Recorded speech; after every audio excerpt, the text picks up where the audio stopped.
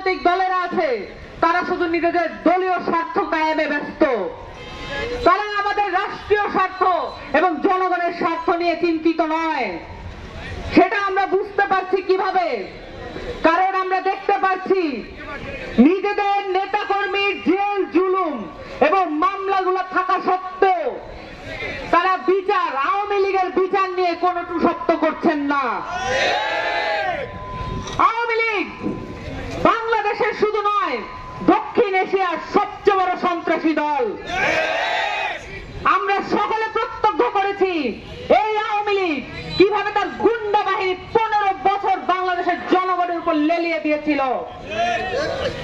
তারপরে আমরা দেখেছি শুধুমাত্র নির্বাচন কেন্দ্রিক তাদের প্রচারণা ছিল কিছু বিরোধী রাজনৈতিক দলের। এখন আমরা দেখছি তারা নতুন করে উদ্ভূত হয়েছেন।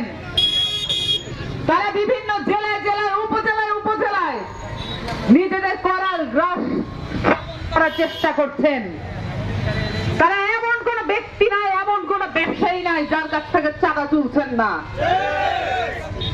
এই চাঁদাবাজদের অত্যাচারে বাংলাদেশের জনগণ তথা এই আমাদের ভোলা জেলা অতিষ্ঠ। আমরা চাঁদাবাজদের বিরুদ্ধে ঐক্যবদ্ধ লড়াই স্থাপন করব, যেমনটা আমরা করেছিলাম 24-এর গণঅভ্যুত্থানের মধ্য দিয়ে।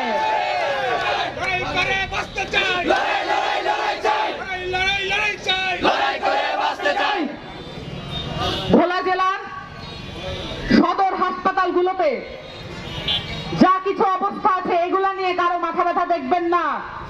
বক্তব্যবাজি করার সময় এগুলো নিয়ে কোনো কথা বলতে দেখবেন না। নির্বাচনের আগ দিয়ে আপনাদেরকে নানান ধরনের প্রতিজ্ঞা করতে দেখবেন।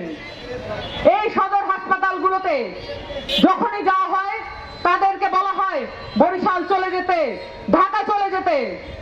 কিন্তু আমাদের দেশের এই জেলা ভিত্তিক যারা আছেন, যারা অধিবাসী আছেন, তাদের কি অধিকার নাই নিজেদের সদর হাসপাতালে চিকিৎসা নেওয়ার? এই হাসপাতালগুলোতে মুমূর্ষ অবস্থায় অনেক রোগী মৃত্যুবরণ করেছেন।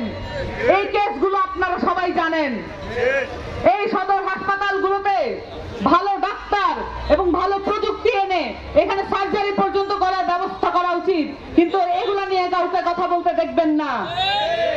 শুধু দেখবেন চাঁদাবাজি করতে, টেন্ডারবাজি করতে, ঘাট দখল করতে, মাছ বাজার দখল করতে। এগুলোর প্রতি মনোযোগ থাকবে, কারণ তাদের কোনো মনোযোগ নাই বাংলাদেশকে রাষ্ট্র হিসেবে গঠন করতে আর আমাদের সবাইকে নাগরিক মর্যাদা দিতে। আমাদেরকে সকলকে শুধু জনগণ বানায় রাখতে চায়, কারণ জনগণ বানায় রাখলে আমাদের উপর অত্যাচার করা অনেক বেশি সহজ। যদি আমরা সবাই নাগরিক হয়ে উঠি তাহলে আমরা অধিকারের কথা বলতে শিখব।